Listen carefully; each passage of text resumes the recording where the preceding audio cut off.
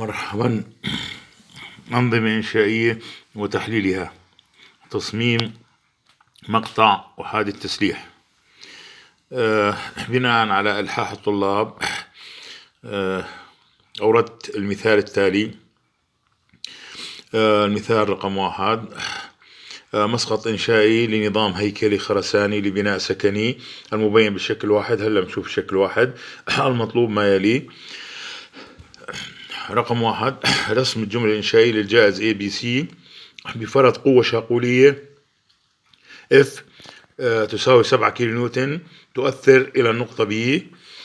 2: صمم المقطع المستطيل B أبعاده 35 × 45 سنتيمتر للجائز ABC ينقل حمولة السقف الكلية المنتظمة شدتها Q صغيرة 8 كيلو نيوتن على المتر، وتحقق من المتانة حيث الإجهاد الحدي للبيتون 0.7 كيلو نيوتن على سنتيمتر مربع، وللحديد 14 كيلو نيوتن على سنتيمتر مربع، والثابت جاما زد 0.857. الطلب رقم 3: رسم المقطع العرضي المستطيل، يعني شكل مقطع مستطيل ب حيث التسليح المستخدم قطر التسليح المستخدم فاي 14 ملم. الشكل واحد هاي هو. عندنا 4 عمدان وبرندة. هذا الجائز اللي أنا موضوع الدراسة ABC، وهي الأبعاد 4 متر 2 متر والعرض 4 متر. بدنا احنا فوق هالمقطع هذا، يعني عند المسند B بدنا نشوف شو هو التسليح والمتانة. طبعا رسمت أنا الجملة الإنشائية. هاي هي الجملة الإنشائية. في عندي هون قوة جايتني من عمود مثلا بالطابق الثاني إلى آخره، شدتها 7 كيلو نيوتن تؤثر وين؟ في بي. أنا بدي أشوف هالمقطع هذا هون في هالمنطقة بي. معطيكو أنا الأبعاد ومعطيكو أنا شدة الحمولة. من تسهيل المثال كان بالإمكان إنه نحسب الحمولة من خلال ثخانة الطبقات، طبقات السقف، مضروب بالأوزان الذاتية لمواد طبقات السقف. حتى نسهل الأمور أعطينا شدة الحمولة الكلية.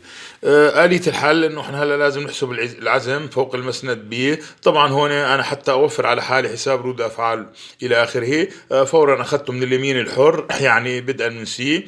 و طبعا مثل ما تعلمنا مقاومة المواد وفقا للإشارة. هاي هي الإشارة موجبة للعزم. وطلع معي الام بي تساوي ناقص كيو بال 2 مربع على 2. هاي هي ال 2 الطول، طول البرندة. طبعا بالحساب ناقص 16 كيلو نيوتن ضرب متر. بدي مساحة التسليح اس. هاي علاقة مساحة التسليح. وضعت هون العزم بالقيمة المطلقة. طبعا هون في H0 عندي. الH0 المقصود فيها الارتفاع الفعال. الارتفاع الفعال هو ارتفاع الجائز مطروح منه طبقة التغطية اللي احنا بنفرضها مثلا 3 سنتيمتر أو 5 سنتيمتر. طلع مساحة التسليح معنا هياته 3.33 سنتيمتر مربع. بدي عدد القضبان أو عدد الأسياخ بالمقطع.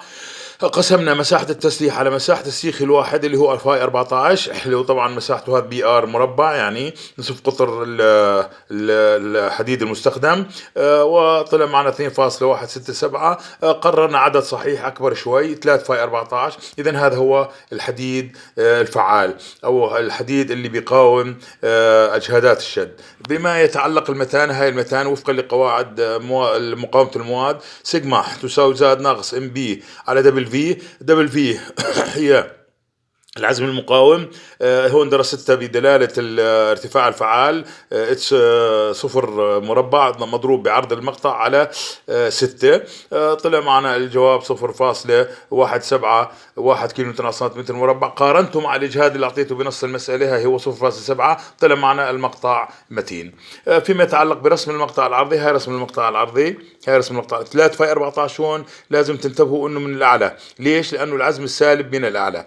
هون الحديد الحقيقة إنشائي أو بتعلق بالمقطع اللي قبله اللي بوسط الجائز. إذا الملاحظة المهمة هون إنه تسليح الشد من الأعلى لأن عزم السالب فوق المسند بيكون العزم سالب.